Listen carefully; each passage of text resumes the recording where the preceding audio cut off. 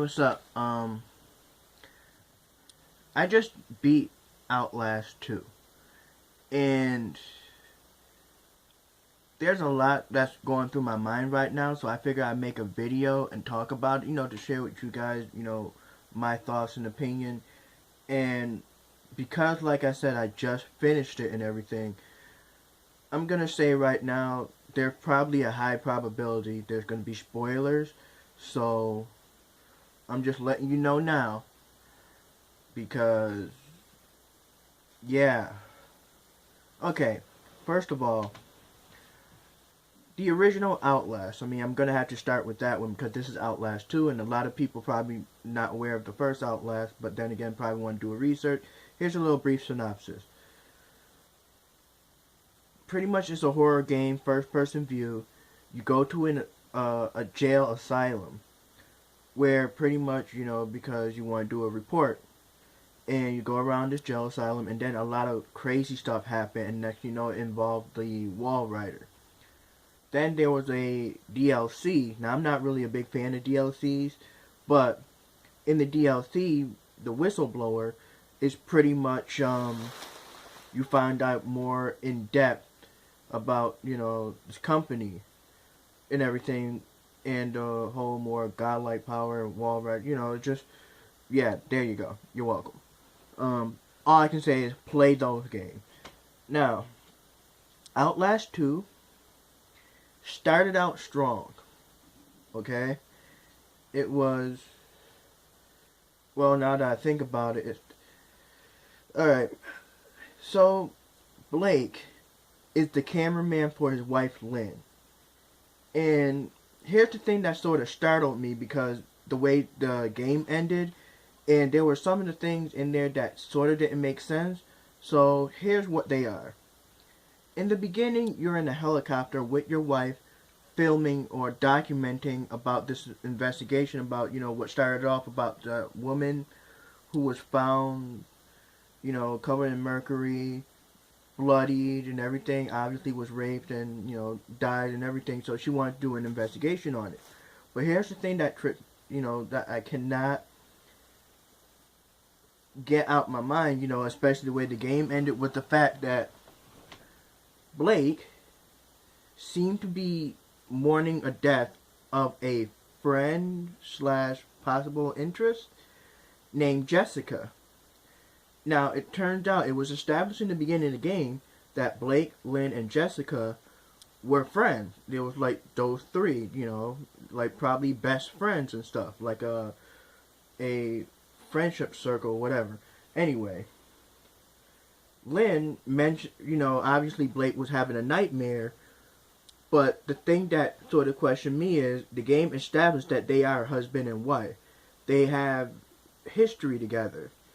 So why all of a sudden Blake is having memories, or seems like still mourning, of Jessica, when the incident that happened was way back when they were children at a Catholic school?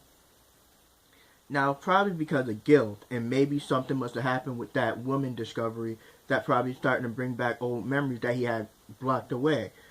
Now, here's another thing that, that's just a guess. Maybe that's what it is. But the other thing is that, obviously after the helicopter crash, and then, you had to find your wife Lynn. But if you paid attention in the intro, you notice Lynn touched the lower abdomen part as she was in her sitting position, obviously signaling that she's pregnant. But it's like a very early stage. Now, later on, obviously, okay, the priest North, that's the thing, another thing about this game is, like, in the early parts of the game,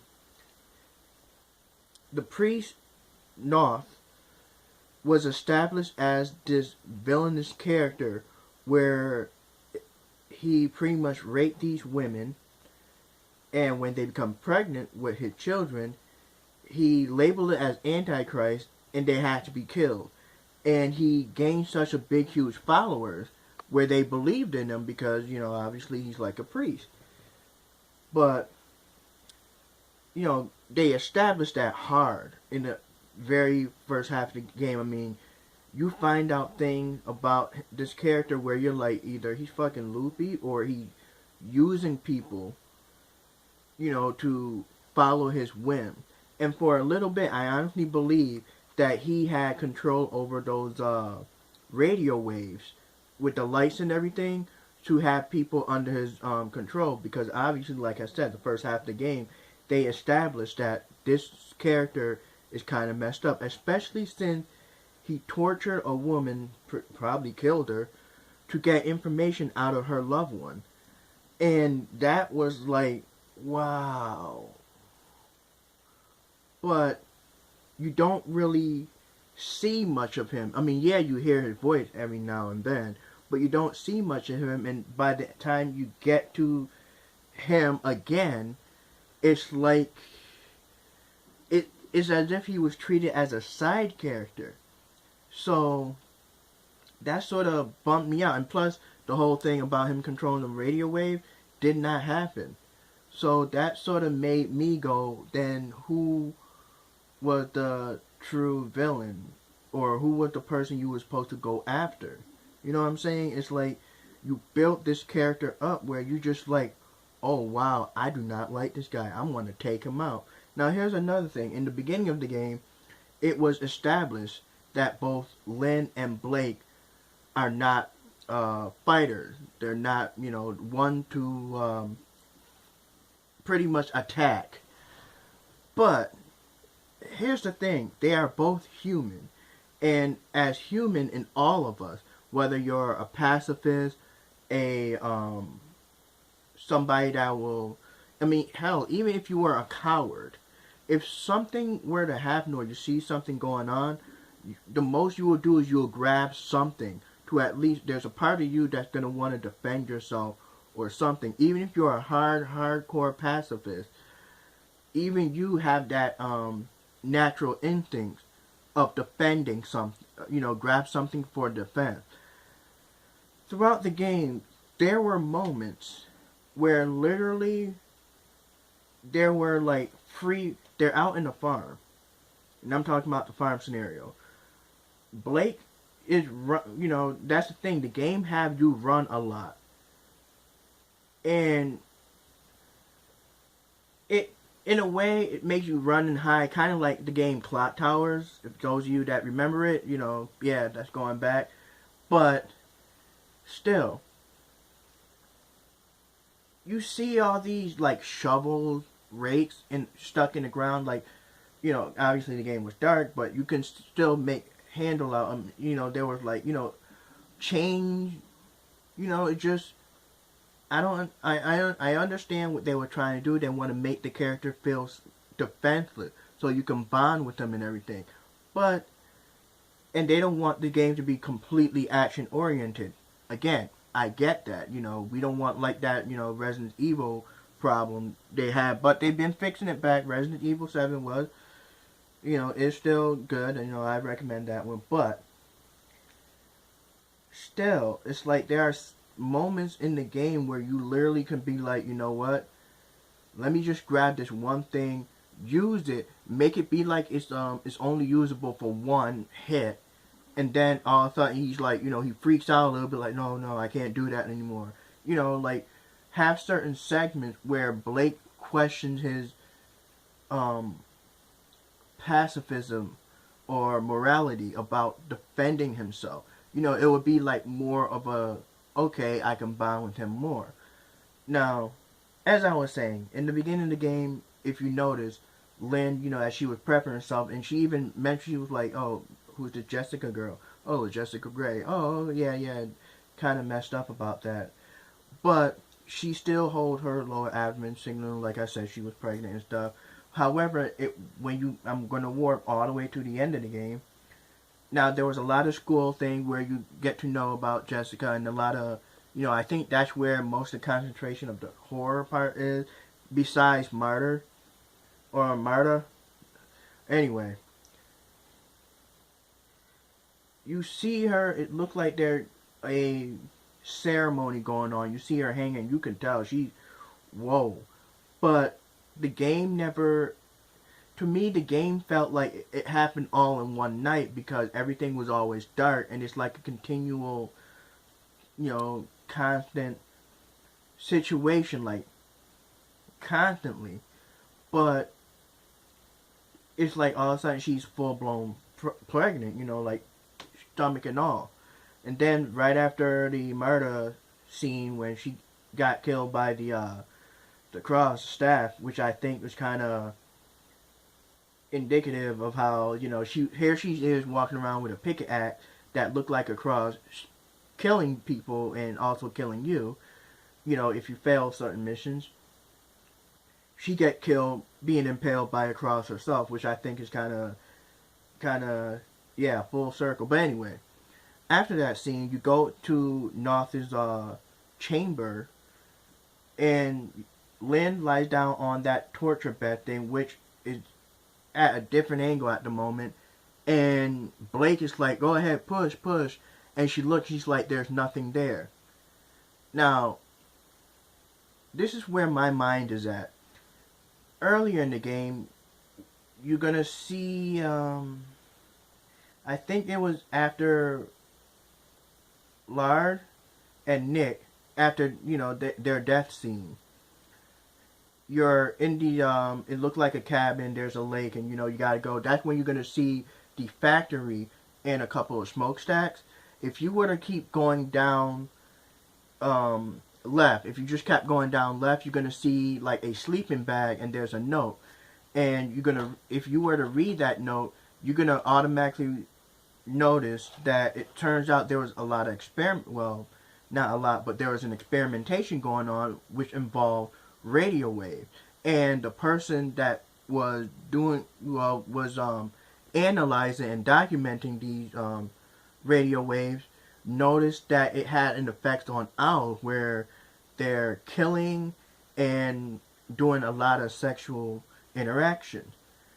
And he even said that, it got to the point where it's like, he's like, man, I want what they have, ha ha ha, sort of thing. But he even mentioned like, certain distances where he noticed there's the radio waves having an increase of effect on animals, pretty much like the birds. It depends on the distances. Now, if you notice, the mines were close by, and we all know how bats move around. Bats, they're not the greatest. They don't have the greatest eyesight. So what they do is they use sonar system. They make a noise, it bounce off something, it deflect right into their ears, and in a way, through hearing, they see what's going on. They know where they're going. So these radio waves, because they're radio waves, obviously mines are caves, some pretty much man-made, that can echo. It bounces off and it spreads, and probably also amplified the effect of the radio wave, which obviously affected the humans. Because if you notice, a lot of the scriptures that you would read, like the scripture chapter that Noth leaves around, or people must have ripped pages off of a book and leave around, whatever, he keep mentioning about these bright lights and these visions. Well, it turns out it's not just him that was affected by it. There were others. And that was one of the reasons why I was like, oh, maybe he has control over it. Like, maybe there's more deep. No, he's just... I mean, that would have been a cool idea, but they didn't go that route. And again, I feel like that character, Noth, because of the way he was built up in the beginning, it was a major lackluster at the end. It's like, I mean, he off himself. He's saying, oh, I killed all of my children, but I cannot kill that child. So you have obviously the mental ability and physical experience of killing children, but all of a sudden you can't kill one yourself. That contradicts everything. But anyway, I mean, maybe, because he believed that child was an Anakai. But anyway, what I'm trying to say is, his wife said there's nothing there. Maybe it's because she was held up in the mine, she was not affected really by those radio waves.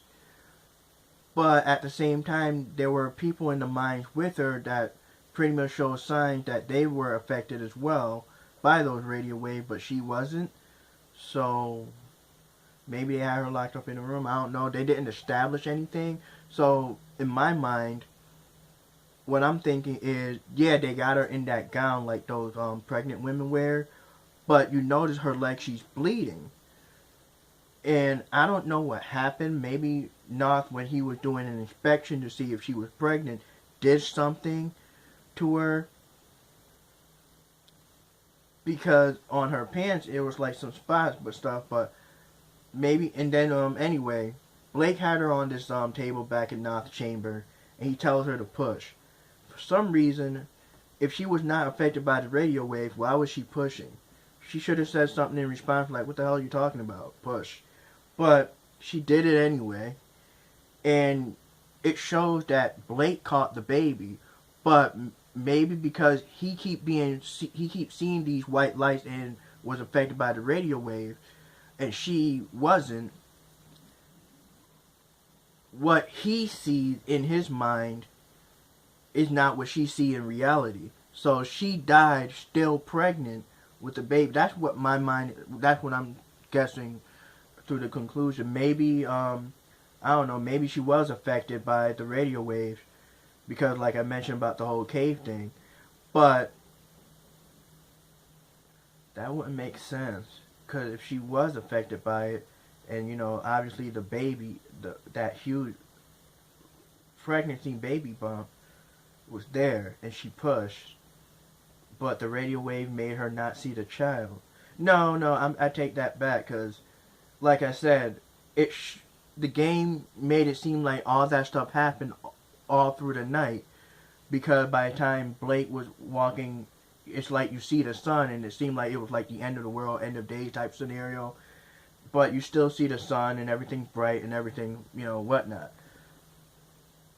And there were a lot of people that seemed to have died with clothes on, so it looked like they were escaping from a facility type deal.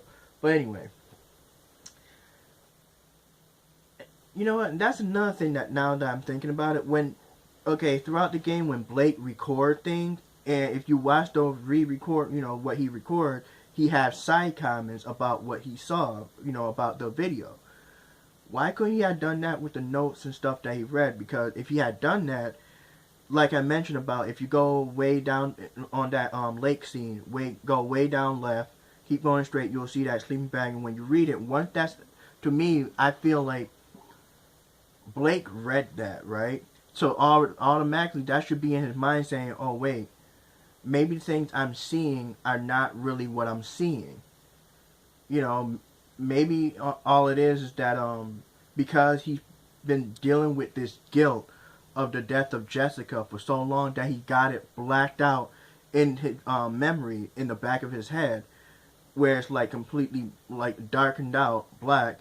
But because the bright light and the radio wave hit him back at the helicopter, it must have shown like a flashlight, like, look, there it is, type of thing. So it's like maybe that caused it, and then the whole school thing and that's another thing. The game started out strong, but that repetitive chase thing, in my opinion, sort of killed the horror feel.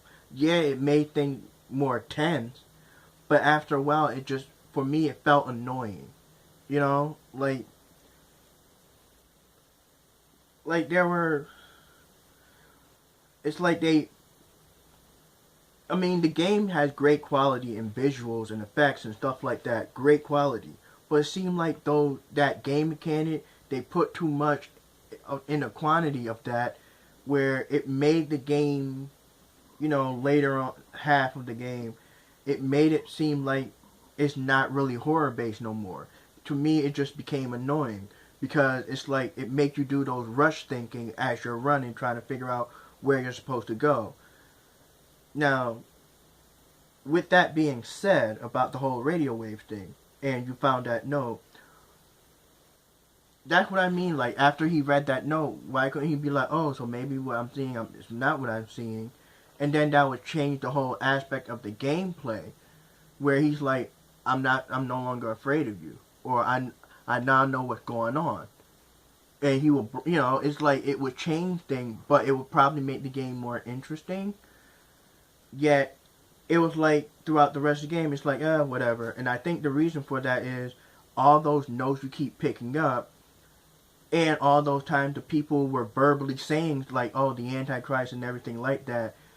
It's like when your brain learns some like new information, it will hold it. So it doesn't matter if you believe in it or not, because the information is still fresh in your mind. You question whether or not it's real or not. But after a while, when so many scripts and so many people keep repeating the same thing, a part of you start believing in it, and that's all it probably took for that radio wave to magnify the belief system.